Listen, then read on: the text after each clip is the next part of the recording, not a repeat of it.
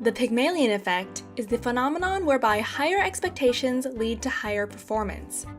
It can be best understood by a circle where our beliefs about another person's abilities influence our actions toward the other person. This action has an impact on the other's beliefs about themselves.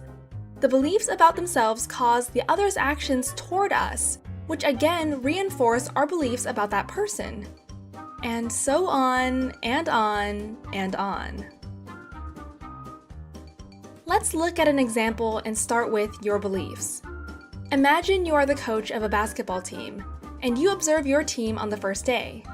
Chris and Joe are new members of your team. Chris reminds you of a famous player. Joe reminds you of an annoying boy from your high school years. Unconsciously, you decide what to expect of each one of them. Your beliefs influence your actions. When Chris enters the court, you are happy to see him. When he plays, you push him to do better, practice harder, stay an extra hour. If he makes a mistake, you explain to him how to improve. When Joe comes in, you hardly notice him. You're glad to see him score, but you don't give him much feedback and don't invest extra time in his training.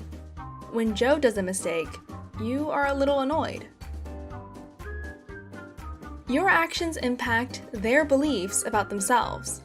Chris feels you appreciate him, and he appreciates you in return.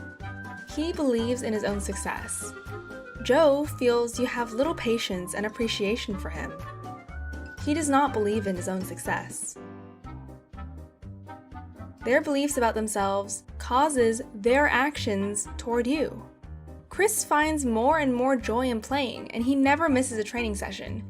During the games, he gives 100% all the time. Joe finds less joy in playing than before and doesn't give his full effort in the games.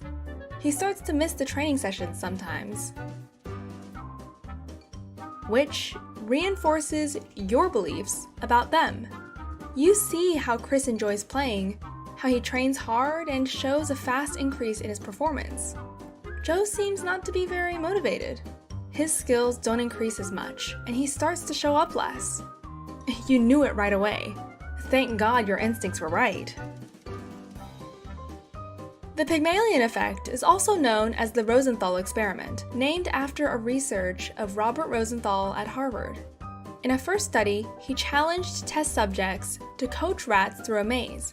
Half the group were told their rats were extremely intelligent and specifically trained. The other half were told that their rats were dumb. In fact, the rats were all the same. During the experiment, however, the smart rats performed well better than the dumb ones. This showed how the expectations of the coaches influenced even the performance of rats. Rosenthal then did the Pygmalion in School study together with Lenore Jacobson. At the beginning of the school year, a group of elementary school teachers were told that some of their new pupils had extraordinary talent and potential. This information, which was completely made up, was given about random average students in each class. All students had done the IQ test in advance.